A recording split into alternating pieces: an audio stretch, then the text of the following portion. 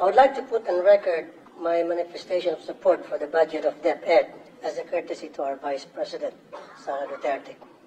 However, I have some few questions and suggestions na kailangan ko pong erase. Kasi if I don't do that, I'll be remiss of my duty as a senator na nilapitan na maraming mga magulang na mag-aaral sa public elementary and high school para ilabas yung kanilang mga hinaing na karamihan sa mga magulang na ito ay mga mahihirap. Tricycle driver, jeepney driver, kasambahay, security guard, vendor, factory worker, pahinante, etc.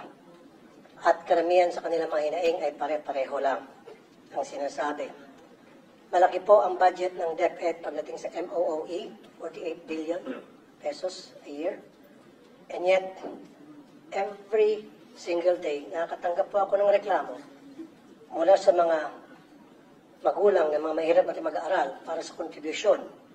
At ang eskwelahan ay nagsasabi, through the PTA, Parents Teacher Association, in the guise of voluntary contribution, when in fact it is a required contribution, mandatory contribution para sa chalks, floor wax, pintura, varnish, TV repairs, electric fan, test tube, and laboratory materials. Kasama dyan yung printer. At alam ko po, yan ay napapaloob sa supplies and equipment na meron pong bilyones na budget from DepEd.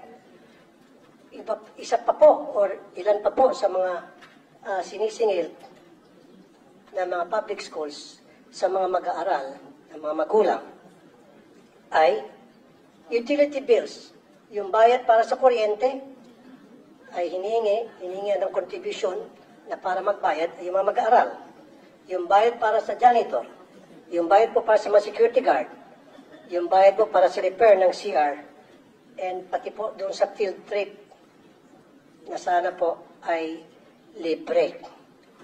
Now, ang tanong, can somebody run me through, paano po ba nadi-distribute, nadi-disburse yung billions and billions of pesos para sa mga nabanggit ko?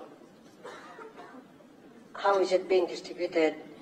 At bakit po hindi nakakarating sa mga eskwelahan na marami sa kanila mga guro? In fact, I talked to some of them. Of course, I'm not gonna mention their name for obvious reason. Wala na po nakakarating sa kanila. Kaya ang nangyari, nagre-remedyo po sila at ni-require nila yung mga kanilang mga estudyante na mag-contribute. Paano po naging required to? Kasi what they do is they call a PTA meeting. Ito po yung doorway, Parents Teachers Association. So pagdating po sa PTA, ngayon, ang first agenda palagi is kailangan natin magbigay ng contribution para sa chalk, floor wax, etc. Kailangan natin magawa agad ito. So ang nangyayari, yung mga magulang ng mga estudyante na walang-wala, napipilitan, peer pressure ang tawag po niyan, sapagkat ilan dun sa mga magulang na mag-aaral na can afford, tumataas ng kamay. Yung mga hindi po nagpo-volunteer, hindi tumataas ng kamay, na binabagsak. Yung mahilig mag-contribute, mataas ang grado, at honor students pa. Kaya ilan sa mga magulang na ito, napipilitan dumiskarte para lamang makapagbigay ng tinatawag na contribution daw. Sino pong gusto sumagot? Madam Chair, Your Honor, Yusek Escobedo of Field Operations will answer the question. Madam Chair, good afternoon. Unang-una po yung merong existing policy ang Department of Education as regards to the no collection policy because tama po ang nabanggit ni Senator Tulfo that we have the MOOE, school MOOE, at kabilang na dito yung ano ang mga needs ng mga teachers, including repairs and payment for electricity. And we also recognize that merong mga PTAs na nag-i-impose ng mga contributions because they're saying that they are a private organization. And meron na po kaming mga ongoing investigations.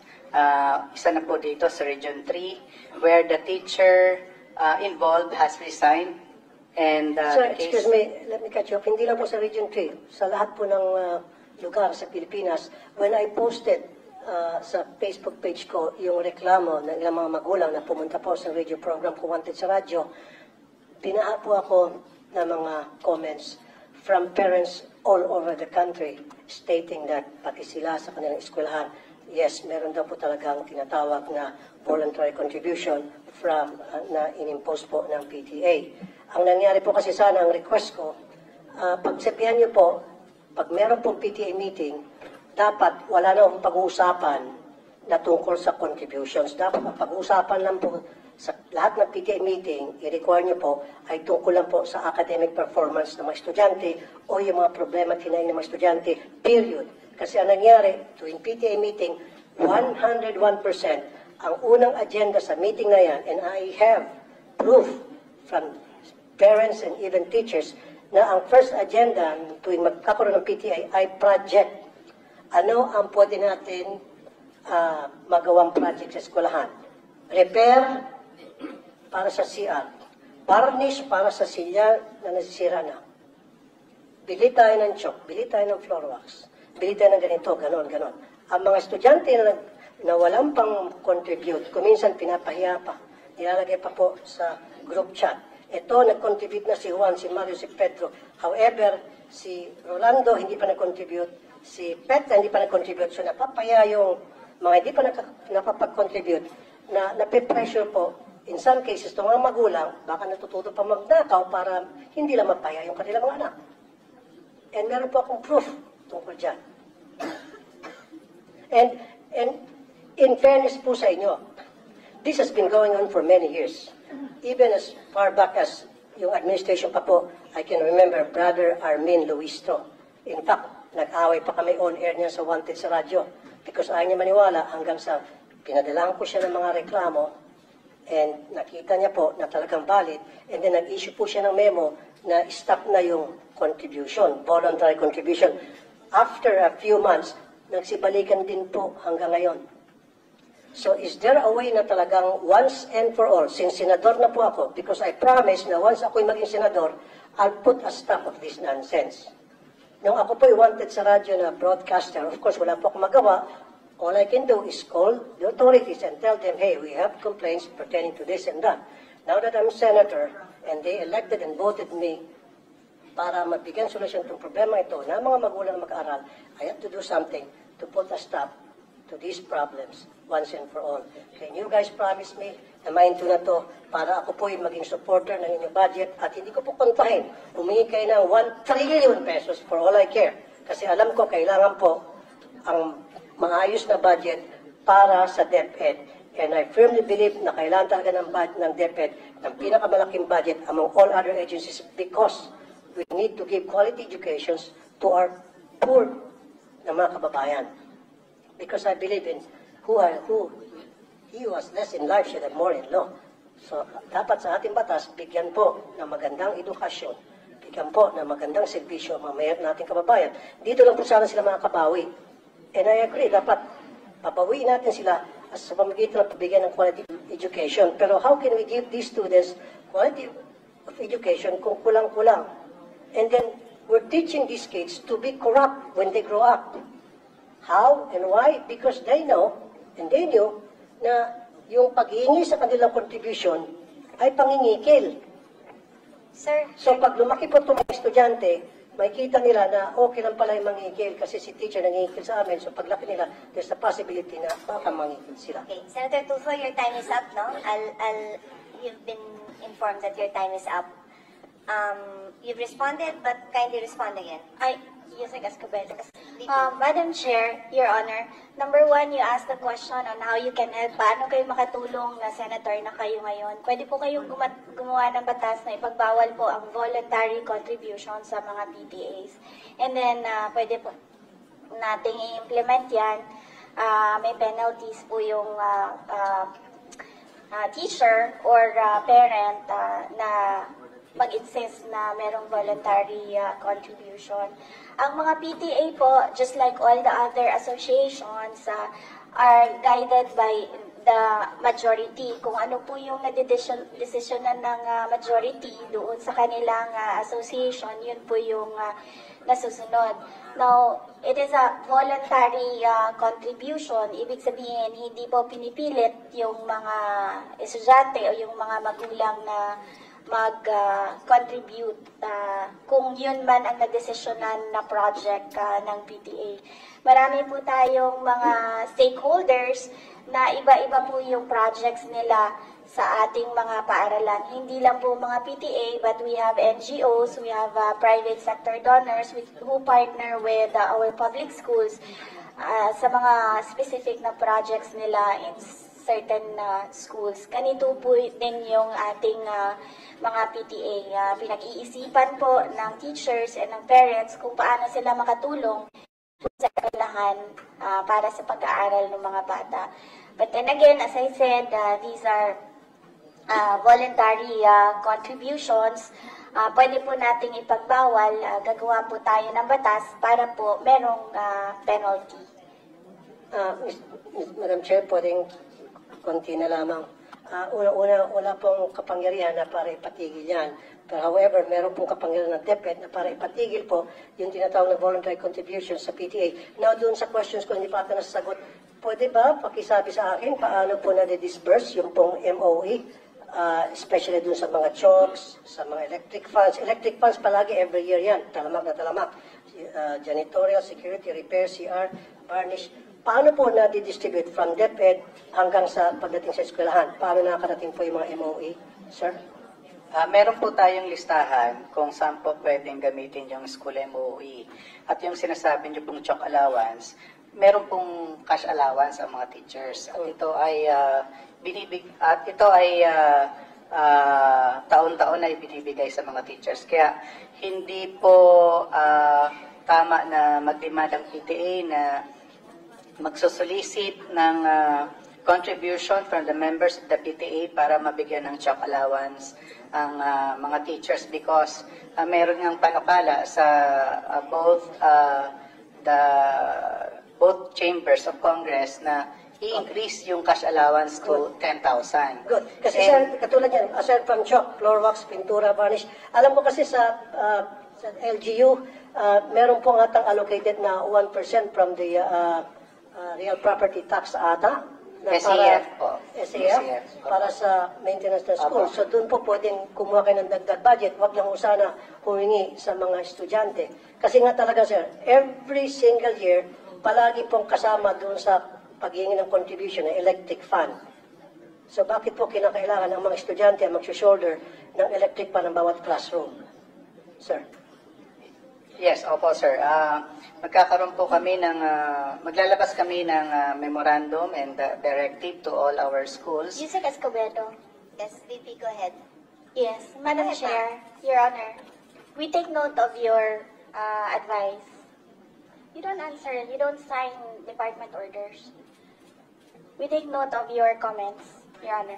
Thank you, but Your Honor, they must answer these questions because itong question ko po, galing po to sa mga magulang na mag-aaral. Kasi po, I told them na hayaan nyo pagdating doon sa hearing, sa budget, i-raise ko to. Kung hindi nyo ako pagsasalitain dito, then, Pinagsasalita naman po kayo. hindi kasi sinasabi, wag daw sagutin. Hindi, the VP would like to be the one to answer the Okay, question. thank you. That's my understanding. No, I'm just Thank you, moderating Madam. for everybody. Like I said, The VP wanted to answer instead of her, you said. Like I said, supporter po ako. Hindi ko po questionin yung budget. Ayaw ko pong bawasan. In fact, I'd like to put it on record. Kung dadagdagan pa yung budget ng DepEd, I will support. Kaya lang, kailangan ko lang po ng mga kasagutan sa ilang katanungan ng mga magulang na mag-aaral. I don't have anything against.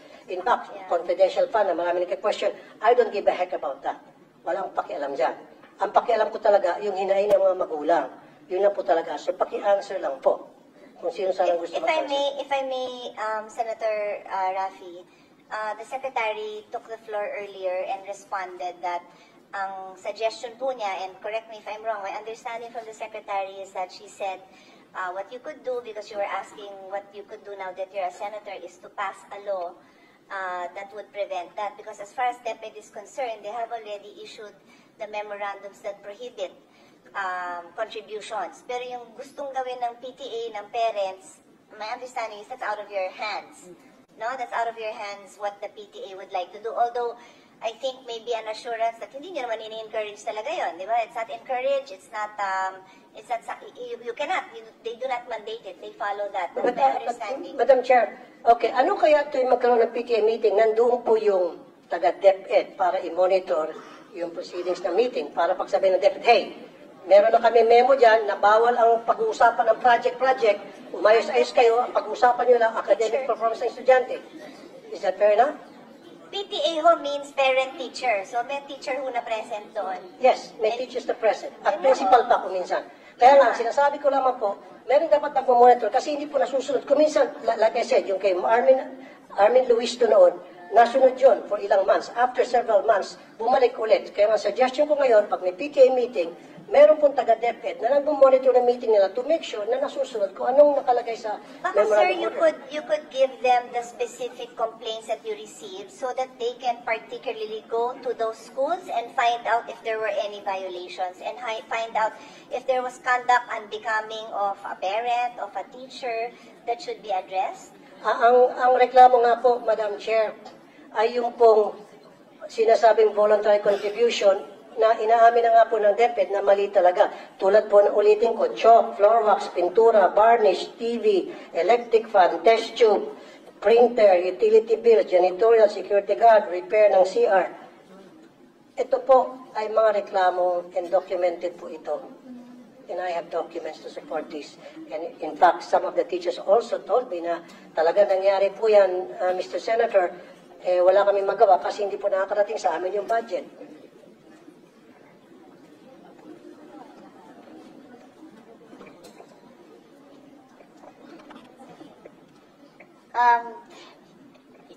Madam Chair, Your Honor,